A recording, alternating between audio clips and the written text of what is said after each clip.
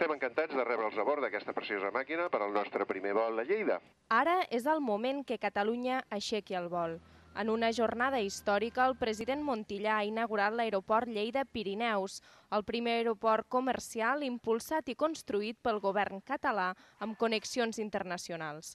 El president ha remarcat que amb aquesta nova infraestructura avancem cap a un model aeroportuari propi i confirmem el compromís del govern amb el creixement i l'equilibri del conjunt del país. Catalunya podrà enlarear-se de nou econòmicament si posa a punts els elements que fan possible una navegació segura i oberta al món.